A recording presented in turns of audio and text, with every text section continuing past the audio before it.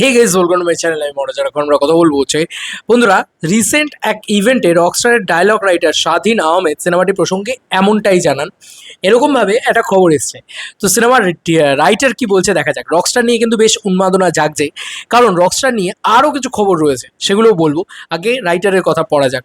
Writer দিচ্ছে, this is very true যে শাকিব খান ওনার সমসাময়িক কাজের জন্য হয়তো পরিচিত। রকস্টার পুরো এক অন্য শাকিব খানকে দেখতে পাবে সবাই। আর এ ধরনের গল্প বাংলাদেশে আগে কোথাও হয়নি। ভিজুয়াল গল্প প্লাস শাকিব খানের অভিনয় সব মিলিয়ে নতুন কিছু পাবে বাংলাদেশ দর্শক। রকস্টারের টিমটাও খুব স্ট্রং।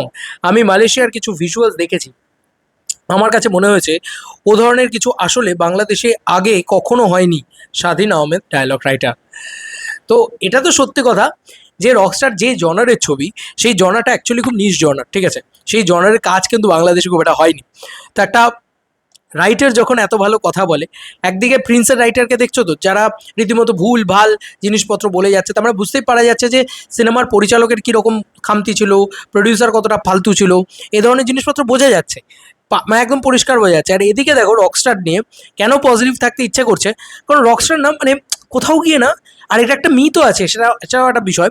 ভালো করে লক্ষ্য করে দেখবে, যখন ঈদুল আজহার ছবিটা খুব বেশি চলার হয়, তখন কিন্তু ঈদুল ফিতরের ছবিটা কিন্তু একটু একটু হলেও ডাউনগ্রেড করে। তুমি মানে রাজকুমারের তুলনা দেখো, রাজকুমার কিন্তু একটু ডাউনগ্রেড করেছিল বলে তুফান ওই লেভেলে পাম্প করেছিল। এবং তুমি যদি এবারও দেখো, মানে বরবাদ যখন পাম্প করেছিল, তখন তাণ্ডব কিন্তু একটু হলেও ডাউনগ্রেড করেছিল, তাই না? তো এইটা হচ্ছে নিয়ম।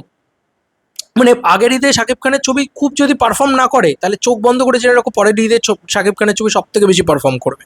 এটা মানে নিয়ম, মানে কি, এটা একটা মিথ বলতে পারো, এটা হয়। এবার দেখো একটা রাইটার কত ভালো ভালো কথা বলছে, এটা তো একটা দিক গেল। এবং সে বলছে ভিজুয়ালিও এরকম ধরনের ছবি আমরা দেখিনি।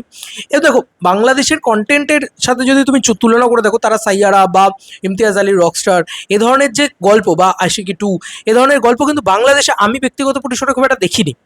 তো যে কারণে কিন্তু একটা এক্সাইটমেন্ট কাজ করছে রকস্টারকে কেন্দ্র করে, যে বাংলাদেশ এটা মানে টেকটাকে কীরকমভাবে বানাবে, বা এটাকে কেমন করে বানাবে, এটা বাংলাদেশের টেকটা কী হবে এই এই ধরনের গল্পকে কেন্দ্র করে, সেটা দেখার মতন বিষয় রয়েছে। শাকিব খানকে কেমন লাগবে, কারণ শাকিব খান দেখো বড় সুপারস্টাররা কিন্তু এই ধরনের ছবি করেন না। শাহরুখ খানকে তুমি এই ধরনের ছবি দেখতে পাবে না। নতুন নায়কদের নিয়ে এই ধরনের ছবি করা হয়।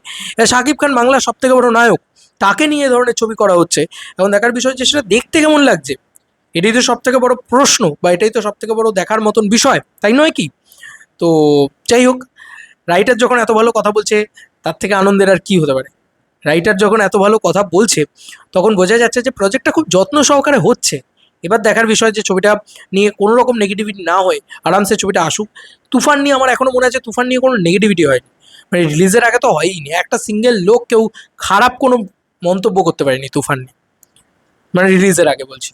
তো ওই জন্য ওই লেভেলে ইনসেন হাইপ ছিল। তোমাদের কার কি মতামত, ইন্টার ভিডিওটাকে নিয়ে জানিও কমেন্ট সেকশনে। ঠিক তুফানের ফিলটাই আমি রকস্টারের থেকে পাচ্ছি, আর নতুন ফ্রেশ জিনিসের ফিল। দেখা যাক কি হয়। চলো বন্ধুরা, নতুন কোনো ভিডিওতে দেখা হবে। বাই।